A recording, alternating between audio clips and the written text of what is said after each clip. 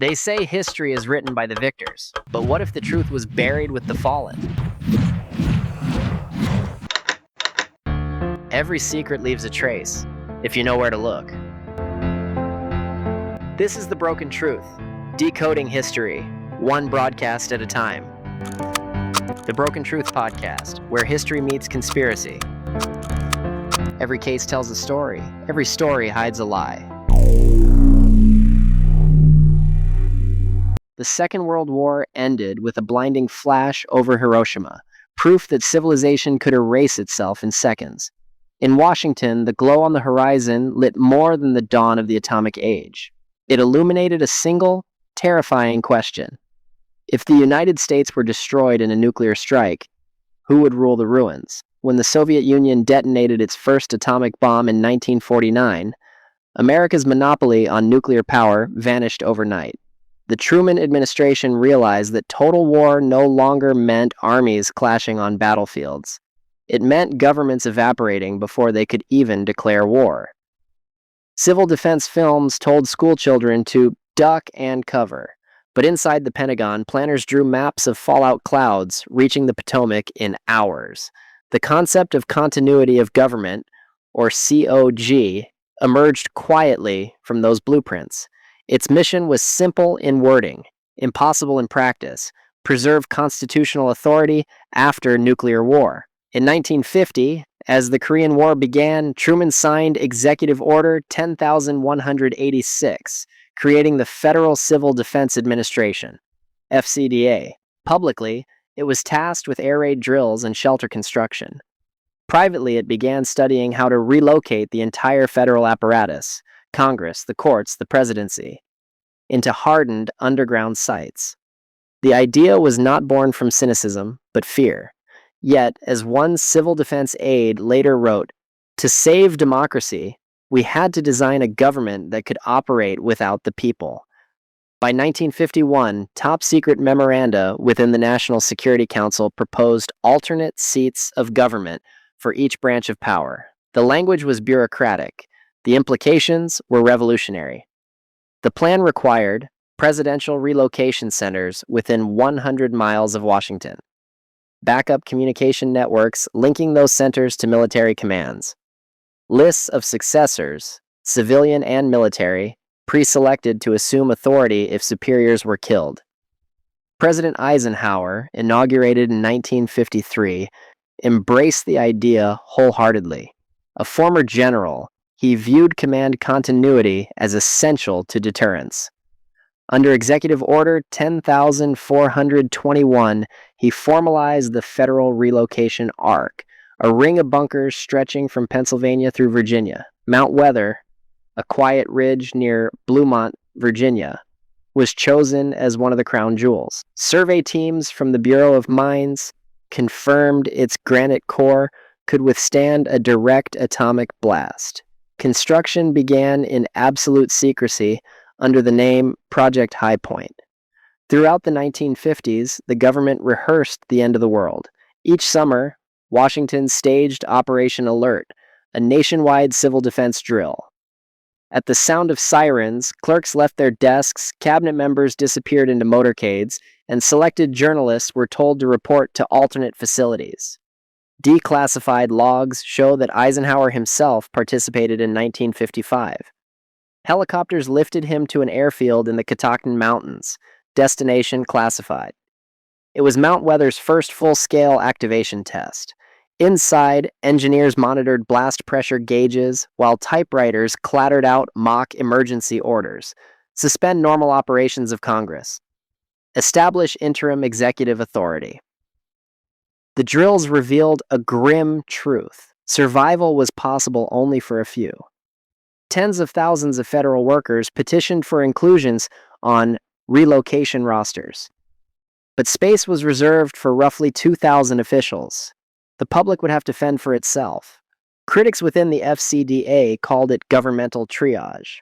In one internal memo, a staffer asked, "Can a republic live if its government survives but its people do not?" Mount Weather's excavation began under the U.S. Army Corps of Engineers in 1954. Crews tunneled nearly 600,000 cubic yards of rock to carve a self-contained underground city. 2 miles of tunnels, lined with reinforced concrete. A subterranean lake providing water filtration and hydroelectric power. Hospitals, dormitories, and a cafeteria capable of feeding 2,000 people for 30 days. An internal rail spur and radio towers connecting to the Pentagon's Defense Communications Network. To the surrounding community, it appeared to be a weather research facility. A convenient cover because the U.S. Weather Bureau did maintain a small surface station nearby. The real operation was managed by the Office of Civil and Defense Mobilization, Yasni OCDM, a direct descendant of Truman's FCDA. A 1958 budget memo described Mount Weather as the primary command post for the president and essential staff in the event of enemy attack. Another noted that the facility could assume control of government functions within 15 minutes of alert. By the early 1960s, the site included a presidential suite, briefing rooms, a war room amphitheater, and a television studio where the commander-in-chief could address whatever remained of the nation. The existence of Mount Weather was first hinted at publicly after a 1974 plane crash on its slopes. Before that, almost no one outside classified circles knew it existed. But the infrastructure it represented, an underground bureaucracy, had been expanding quietly for decades.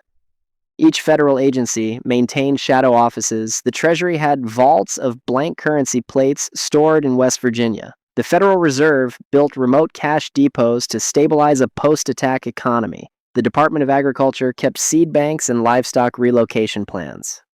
The post office, bizarrely, was tasked with registering survivors for future draft and ration cards. Every department had an emergency relocation team, and each team trained at Mount Weather. They memorized code names, practiced radio encryption, and learned how to run a nation that no longer physically existed. Eisenhower's administration believed this was prudence, yet even within his staff, doubts grew. Presidential assistant Robert Cutler wrote in 1957, "We are preparing a structure of command that by necessity will be unelected, unseen, and unaccountable until the moment of catastrophe. Whether such a structure can then return power to the people is uncertain." Those words foreshadowed the ethical dilemma that would haunt every continuity plan to follow. Mount Weather embodied the ultimate paradox of the atomic age, the attempt to defend democracy by removing it from public reach. On the surface, it was insurance, a place where leadership could survive long enough to sign surrender papers or rebuild order. But beneath that practicality lay a darker philosophy. That legitimacy could be preserved through survival alone. In constitutional theory, the American government derives its power from the consent of the governed. In continuity planning, power derives from whoever still has air to breathe. A 1962 Rand Corporation study, Post-Attack Command and Control, phrased it coldly, "In the immediate post-strike environment, survival of command may supersede representational governance. Restoration of civil processes is contingent upon availability of surviving leadership." That line, buried in a declassified appendix, may be the single most honest description of Mount Weather's purpose. By the end of the 1960s, the mountain was more than a bunker. It was a template, one that would inspire Raven Rock in Pennsylvania, the Greenbrier Bunker in West Virginia, and countless smaller continuity sites. Each was built on the same belief, that a republic could be frozen like an embryo, preserved beneath stone until it was safe to wake again. In the decades to come, that embryo would grow nerves, communication grids, emergency decrees, and eventually, an entire federal agency built to manage them.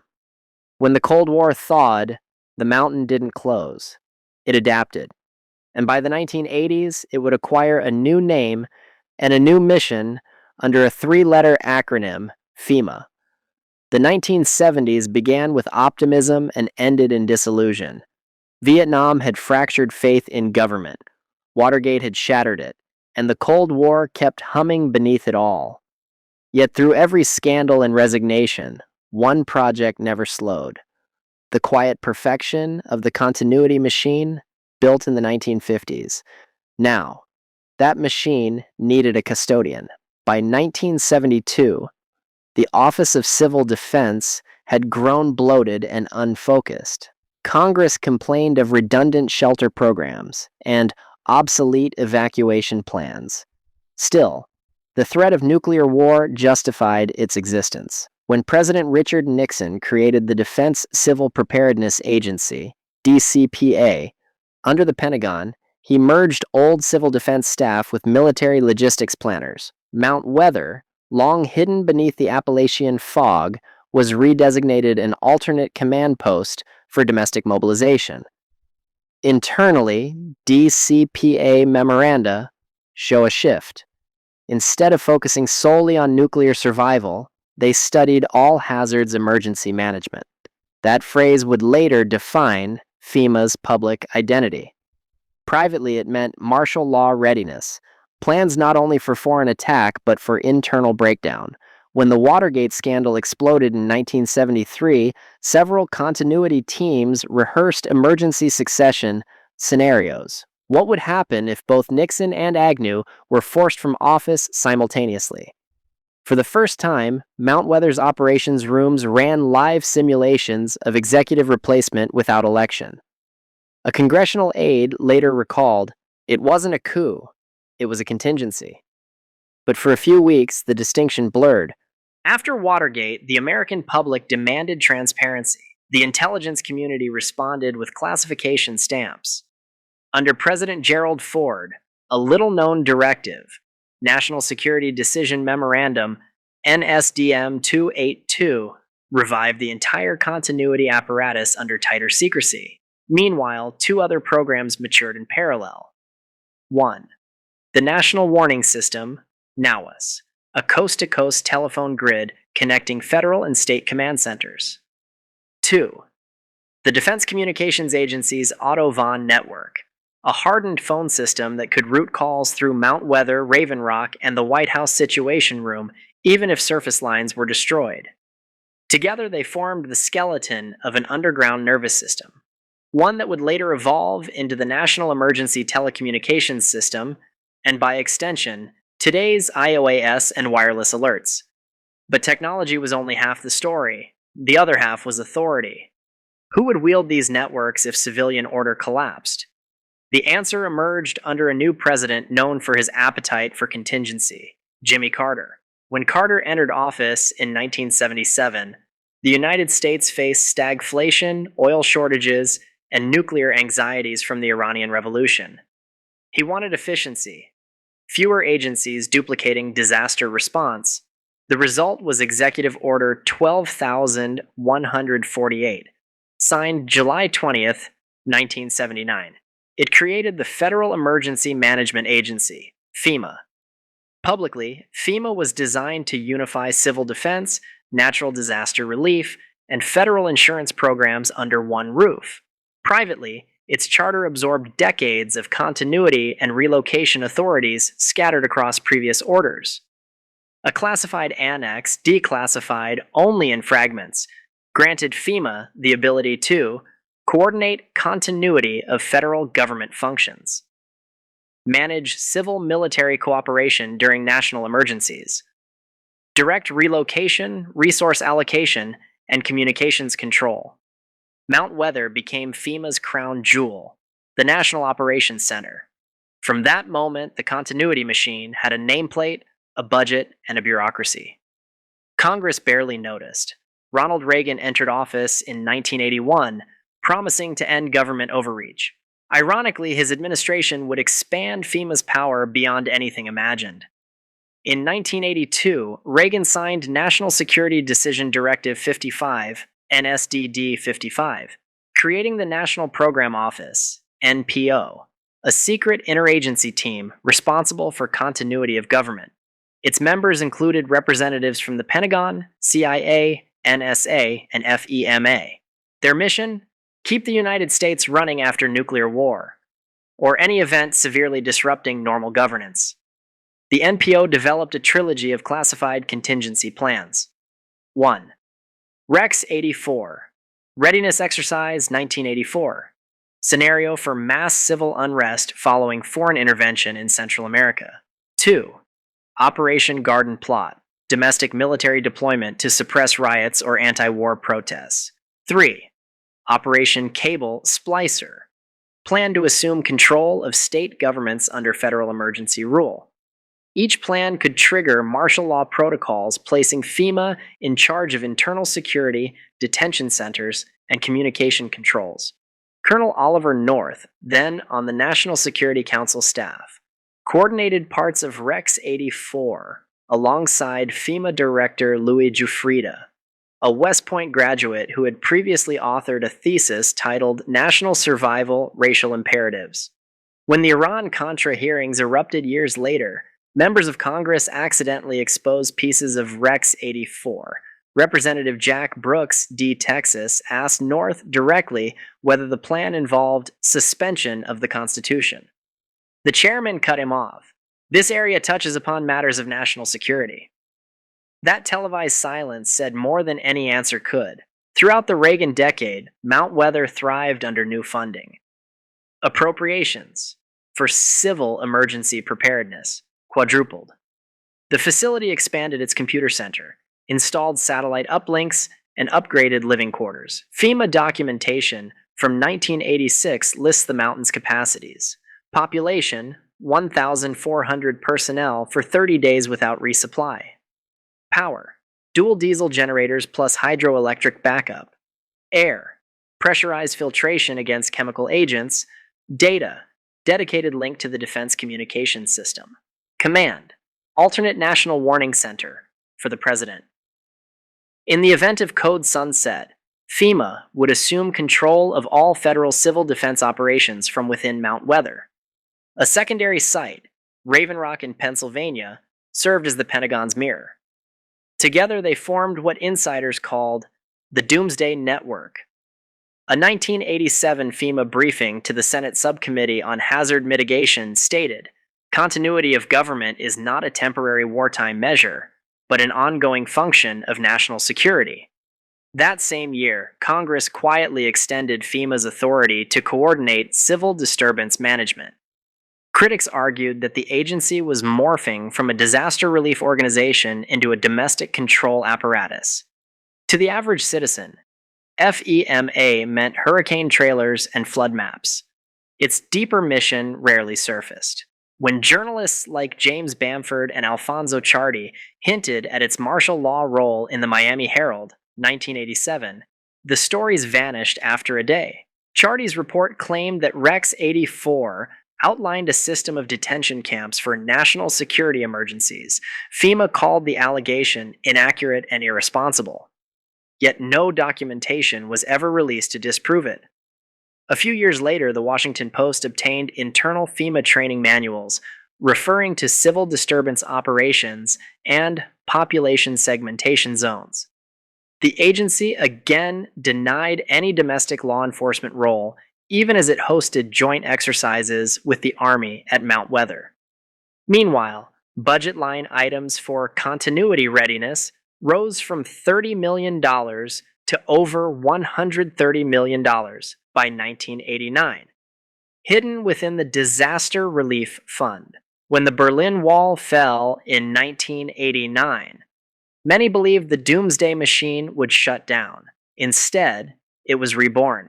The George H.W. Bush administration ordered a review of COG protocols for non-nuclear scenarios, terrorism, pandemics, cyber attacks. The logic was simple. If continuity could preserve the nation after atomic war, it could surely do so after anything else. This expansion blurred legal lines. Presidential Directive NSPD 29 reaffirmed that COG measures could be implemented whenever the president declared a national emergency, without congressional approval. By the early 1990s, Mount Weather had outlasted its original purpose. No longer a nuclear shelter, it became the central node of what one Pentagon analyst called the architecture of permanent emergency. A small handful of insiders understood the philosophical shift. The threat was no longer bombs, but instability itself. And instability can be declared at will. In closed-door hearings during 1988 and 1989, the House Committee on Government Operations questioned whether FEMA's emergency plans violated the Posse Comitatus Act, which forbids military enforcement of domestic law. FEMA lawyers argued that, in national emergencies of sufficient scope, the president could temporarily suspend that restriction. No statute defined sufficient scope. One staff report warned, the combination of vague trigger conditions and comprehensive authority creates the potential for constitutional evaporation. But the Cold War's end diverted attention. Congress trimmed budgets, the public forgot, and the machine slipped into maintenance mode, waiting for the next crisis to justify its existence. Throughout the 1990s, FEMA responded to Hurricanes Andrew and Iniki, the Midwest floods, and the Oklahoma City bombing. But behind those visible operations, continuity plans evolved in the background. Mount Weather's role was updated for the digital age. Fiber optic lines connected it to the White House Communications Agency. A joint interoperability center was added to coordinate law enforcement databases. Encrypted email systems linked every cabinet member to underground terminals. When a FEMA spokesperson was asked in 1995 whether the mountain still housed the president in wartime, she smiled. I don't know anything about that. Inside, engineers knew the truth. The system was ready for activation at a moment's notice. By the turn of the century, Mount Weather had become a metaphor for American governance itself. Sealed, automated, and perpetually alert. All it needed was a spark to wake it. That spark would come on a clear September morning in 2001. September 11th, 2001. At 8:46 a.m., the world's most powerful nation discovered that terror could come not from missiles, but from its own sky. For the first time in modern history, continuity of government wasn't theory. It was procedure. As smoke poured from the towers, Secret Service radios in Washington began transmitting an unfamiliar code. Cogswell Alpha. Within minutes, convoys departed the White House, Capitol Hill, and Langley. Their destination was not known to the public. It was Mount Weather. Declassified 9/11 Commission records confirm that the Federal Emergency Management Agency's National Operations Center at Mount Weather was activated at 9:03 a.m., just as the second plane hit. FEMA Director Joe Albaugh arrived before 10 a.m. By noon, the facility was at full crisis management mode. Across the Potomac, the Pentagon had been struck. The president was airborne aboard Air Force One. For several hours, the elected branches of government had no physical seat. The unelected continuity network did. A senior official later told the Washington Post, "For that day, Mount Weather was the capital of the United States." Sorry to interrupt your regularly scheduled podcast, but this episode is brought to you by the Broken Truth merch. Support the show. Wear the truth. Official Broken Truth podcast merch is live now. Links in the description. And since you've made it this far in the episode, comment hashtag Broken Truth and leave us a 5-star review on your favorite platform. Because when you speak up, the algorithm listens. And so does the world. Inside Mount Weather's granite corridors, pre-assigned relocation teams executed plans rehearsed since the Cold War. Cabinet deputies assumed survivor designations. Secure video links connected to Raven Rock Mountain Complex in Pennsylvania. The military's alternate Pentagon. Congressional leadership was dispersed, some to Greenbrier bunker facilities in West Virginia, others to classified sites within Virginia's Shenandoah Valley. By sunset, 3 centers were operational. 1. Mount Weather, Executive Continuity and FEMA Command. 2.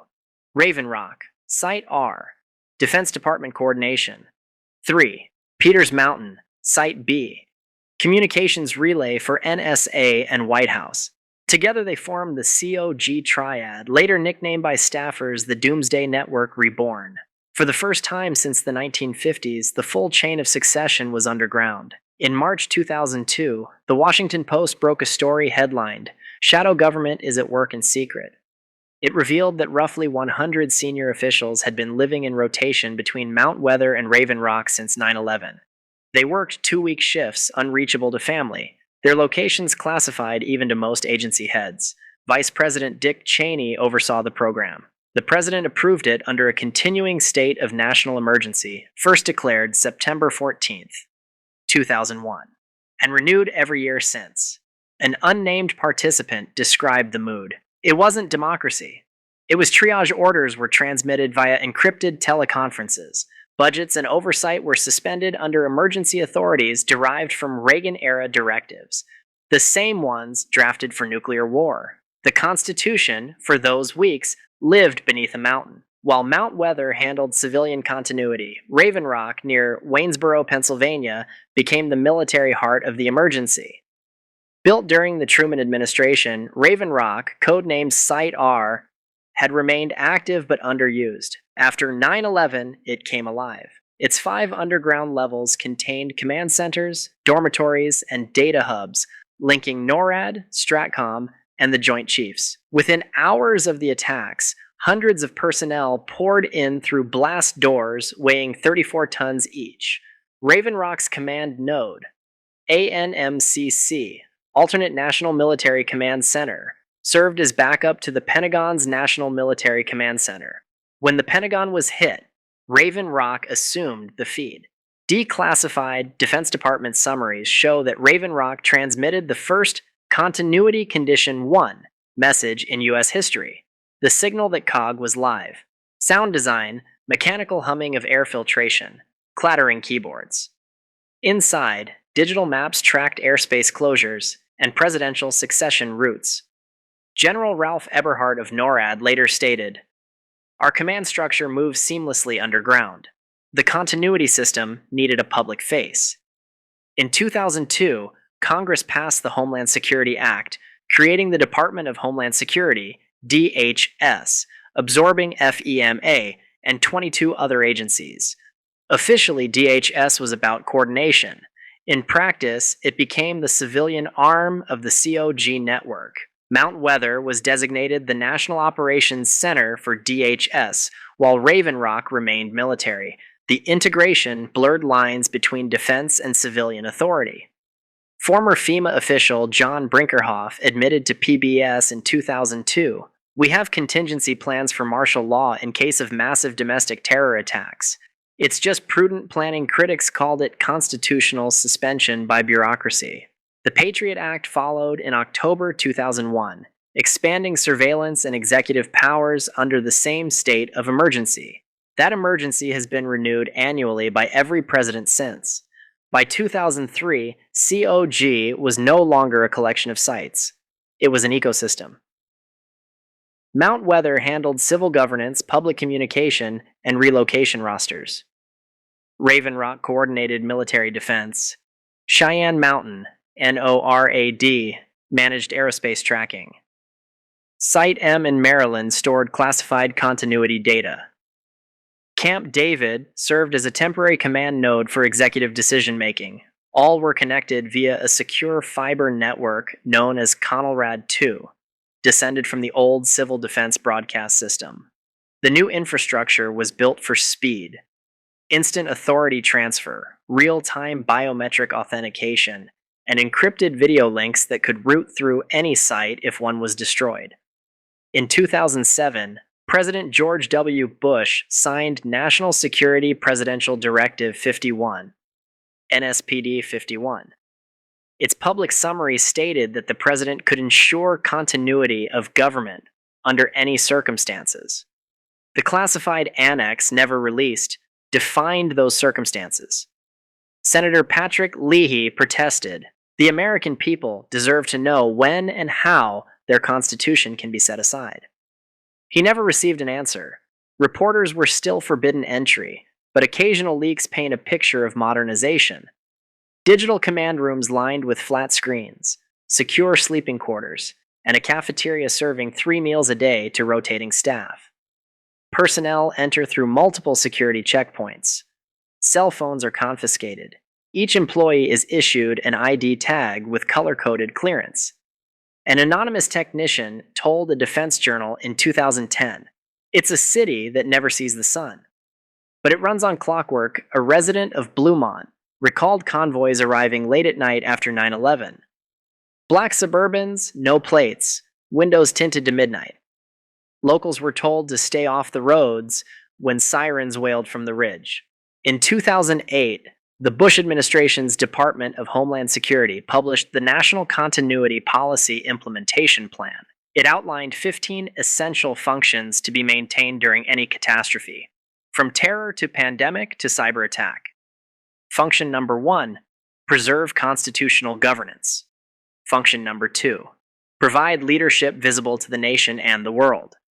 Yet the plan defined neither how governance would remain constitutional nor which leaders would be visible. By then, the COG infrastructure had merged with DHS's domestic surveillance grid. Fusion centers in every state fed data into continuity systems. What had once been bunkers and radios were now servers and algorithm. Mount Weather became both a physical refuge and a digital command hub, the brainstem of a nation that could function without congressional quorum or public consent. After Hurricane Katrina, 2005, and the financial crash, 2008, FEMA and DHS expanded COG criteria again. Now, any event significantly disrupting national infrastructure qualified for activation. The definition of significant was left to executive discretion. By the 2000s, COG protocols were embedded in routine governance. Pandemic response, cybersecurity, even climate disaster planning used the same mechanisms once reserved for nuclear war. When COVID-19 struck in 2020, news outlets briefly reported that undisclosed continuity teams had been activated. Neither Congress nor the public were told where those teams operated. Mount Weather's lights glowed again. What began as Eisenhower's insurance policy had become a parallel system of power, a shadow framework designed to preserve the state, even if democracy perished. Supporters argue it's the ultimate precaution. A nation cannot be governed if its leaders are dead. Critics counter that a nation cannot be free if its leaders rule from underground. A 2014 Congressional Research Service report acknowledged the tension. Continuity mechanisms necessarily concentrate power in the executive. Their very existence demands oversight that is itself difficult to maintain under emergency conditions. The document recommended periodic review. No evidence shows that review ever occurred. Today, the entrance to Mount Weather remains guarded by high fences, surveillance cameras, and armed FEMA security officers. Signs read, restricted area, use of deadly force authorized. Google Earth shows only innocent buildings and parking lots, but beneath the surface, the machinery of continuity hums. Every morning, employees swipe badges, descend elevators, and disappear into a labyrinth, built to outlive the civilization above. The emergency they prepare for may never come, but the system they maintain already shapes the way power moves, quietly, automatically, and permanently. What was once a shelter for a day of doom has become the backstage of every day. And if that backstage ever steps into the spotlight, the question will not be whether our government survives, but whether our democracy does. The Cold War ended, but the bunker never closed. Instead, the network burrowed deeper into fiber optic lines, legal codes, and the psychology of a nation that learned to live with fear. Mount Weather still stands beneath the Blue Ridge, but its offspring now live in the cloud. When the first decade of the 21st century ended, continuity planning entered a new frontier. Digital survivability. Declassified FEMA memoranda from 2011 describe a shift from physical relocation to virtual reconstitution. If the 1950s worried about vaporized capitals, the 2010s worried about deleted data, backups of critical government databases, Social Security, Treasury transfers, and biometric identity records were mirrored to underground fiber vaults in Virginia and Utah. Analysts nicknamed them E-Mount Weather. A senior DHS official later said, off record, "Continuity isn't just where the president hides. It's where the data lives." The transformation meant that the shadow government no longer required a single mountain. It could occupy every server rack wired into the federal cloud. By 2012, 78 fusion centers linked federal, state, and local intelligence through the same secure backbone used for continuity communications. Their stated purpose: coordinate counter-terrorism. Their hidden advantage: create a nationwide mirror of government function accessible under emergency law. FEMA's National Continuity Programs Directorate oversaw the civilian side. In the event of a cyber attack or coordinated riot, governors could be subordinated to regional DHS administrators using Section 502 of the Stafford Act, a clause expanded quietly after 9/11. Legal scholars noticed. Harvard's program on law and security wrote in 2013, "Emergency governance has become an enduring condition rather than an episodic exception." Leaks from Edward Snowden in 2013 showed that NSA data retention programs were integrated with continuity communication lines. If the internet collapsed, filtered feeds could still route through continuity gateways at Mount Weather and Site R. The public debate centered on privacy, not survival, but the documents revealed a quiet truth. The same architecture that allowed surveillance also guaranteed that the digital government could reassemble itself anywhere on Earth. One former systems engineer described it as a backup democracy stored in RAID format. 2014 to 2019 brought rolling emergencies: Ebola, financial tremors, wildfires, cyber attacks. Each triggered partial continuity alerts. Presidential directives extended the post 9/11 emergency year after year. No administration dared lift it. Within FEMA, planners adopted a phrase that would define the decade: all hazards, all time. A classified DHS white paper summarized the doctrine: because threats are continuous, continuity must be continuous. That line erased the final distinction between preparation and governance. March 13th, 2020. The president declared a national emergency under the same statutes drafted for nuclear war. FEMA and DHS activated continuity condition, level 2 nationwide. Rotating teams were sent to undisclosed locations: Mount Weather, Raven Rock, and remote data centers. For the first time, Congress conducted remote sessions under continuity authorization. The New York Times reported that COG operations are quietly in place in case Washington becomes incapacitated. Few notice the historical symmetry. Exactly 40 years after FEMA's birth, its original wartime mission was now managing a virus. Inside Mount Weather, staff monitored supply chains, ICU capacity, and cyber integrity. Orders flowed through the National Continuity Coordinator, a post created after 9/11, still unelected and largely unknown. In theory, COG protected the Republic. In practice, it centralized control during lockdowns. By 2021, the United States was operating under 65 simultaneous national emergencies, each granting executive powers under the National Emergencies Act. Most were decades old, re-signed annually with little debate. Among them, terrorism, 2001. Pandemic response, 2020. Foreign interference, 2018. Cybersecurity, 2015. Together they form an invisible constitution of crisis. Congress retains the right to terminate an emergency by joint resolution, a power used only once and vetoed. Mount Weather's status remains operational standby. As long as any national emergency exists, its gates stay manned. During the 2020s, continuity contracts migrated to the private sector. Lockheed Martin, Leidos, and General Dynamics manage portions of FEMA's secure networks. Amazon Web Services hosts sections of DHS's Continuity Cloud under GovCloud West. The result: corporate custodians of democratic infrastructure.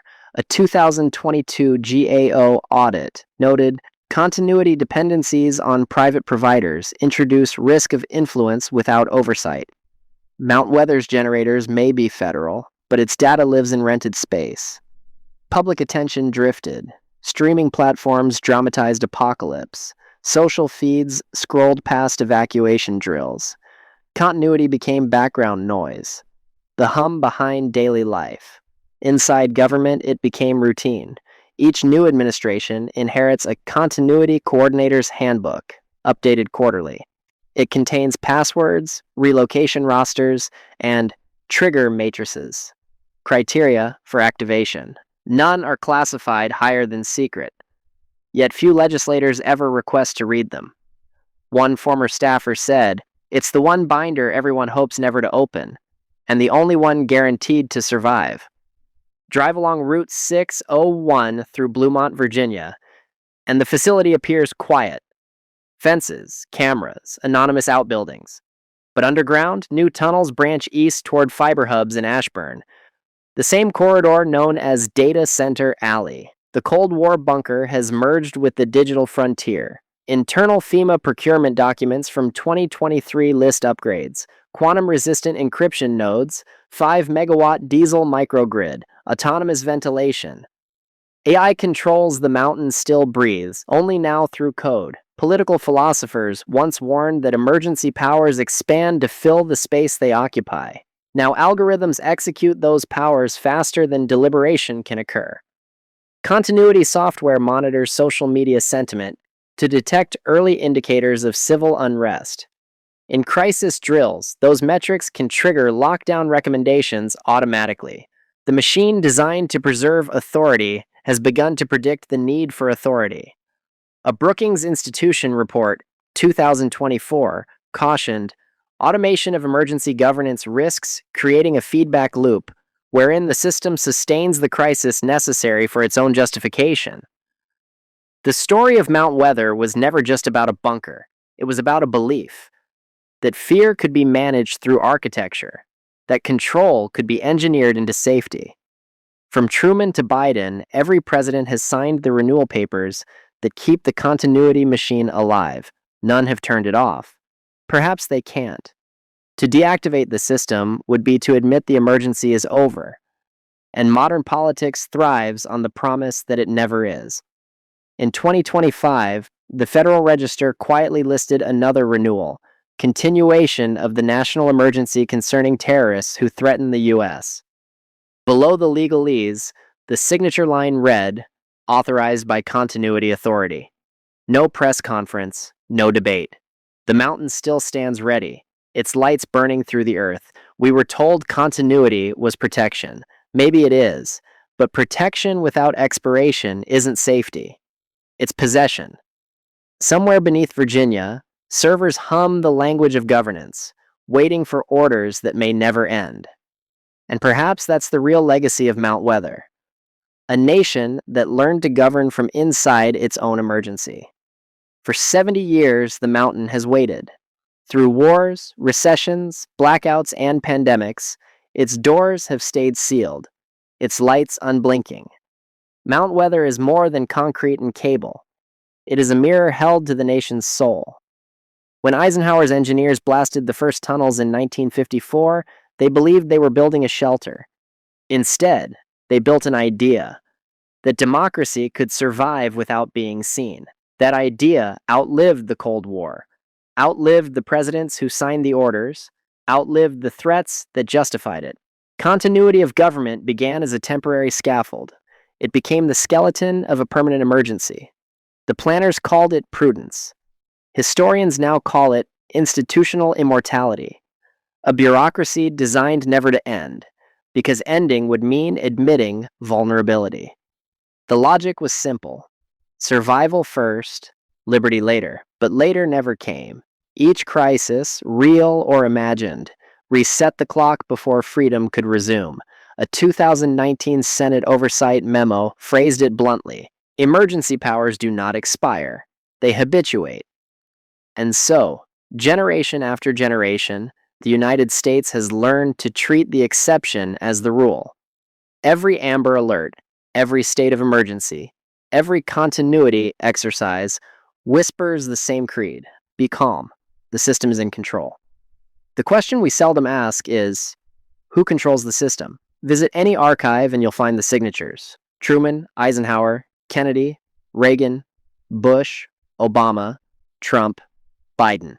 Different parties, identical renewals. No vote, no sunset clause. Just an unbroken chain of pen strokes binding the future to fear. Mount Weather remains funded, staffed, and classified under a budget line labeled continuity readiness. Its oversight committees meet behind closed doors. Minutes are exempt from FOIA. Even the auditors are cleared by invitation only. One retired continuity officer told a historian in 2022, "We kept the country running, but I'm not sure we kept it free." History's great experiments in governance have all faced the same dilemma. How much secrecy can liberty survive? The United States answered by building its conscience into a bunker. To preserve a republic born in open debate, we constructed a chamber where no debate can enter. To save the Constitution, we wrote a new one in invisible ink, renewed each year under the banner of security. And perhaps that is the final irony. The longer the system protects the nation from destruction, the more it protects itself from accountability. Mount Weather teaches that civilizations rarely fall in fire, they drift into silence. When danger becomes permanent, vigilance becomes obedience. When every day is an emergency, every power is justified. The continuity engineers of the 1950s believed they were buying time. What they bought was habit, the habit of ruling from underground. We may never know what files rest behind those blast doors, or what protocols would flicker to life if Washington vanished tomorrow. But we do know this: power, once buried, tends to stay buried. At the entrance to Mount Weather, a bronze plaque bears a simple inscription, dedicated to the preservation of government. No mention of people, no mention of democracy. Yet, beyond the fences, children play in Blumont's fields, unaware that beneath their feet lies a city wired to outlast them. Maybe that's the point. Maybe true continuity is not the bunker, but the belief that the next generation should never need one. We built a fortress against extinction and found ourselves living inside it. The doors may open, the drills may end, but the mindset remains. Safety through control, secrecy through survival. Mount Weather will likely outlive us all, part relic, part warning. And if the day ever comes when its gates swing shut for real, the sound you hear will not just be steel on stone. It will be the echo of every compromise we made in the name of protection. You've been listening to the Broken Truth podcast, where history's hidden machinery meets the questions that still keep us awake. If tonight's episode gave you something to think about, share it, because understanding the past is the only continuity that matters. Follow the Broken Truth podcast on Spotify, Apple Podcasts, YouTube, and Rumble. Join our discussion on Discord or support the research archive through Patreon. Links are in the description in the show notes. Until then, stay curious, stay skeptical, and remember, the truth isn't whole, it's broken. In a world built on hidden histories and half-truths, we've only just begun to peel back the layers. Because what you've heard tonight was never meant to be known, but you were meant to find it. If you're ready to go deeper, leave us a review, comment your thoughts, share this episode, and step inside the archives. Join the inner circle, where the real evidence is kept. This is the broken truth, because the truth isn't whole, it's broken.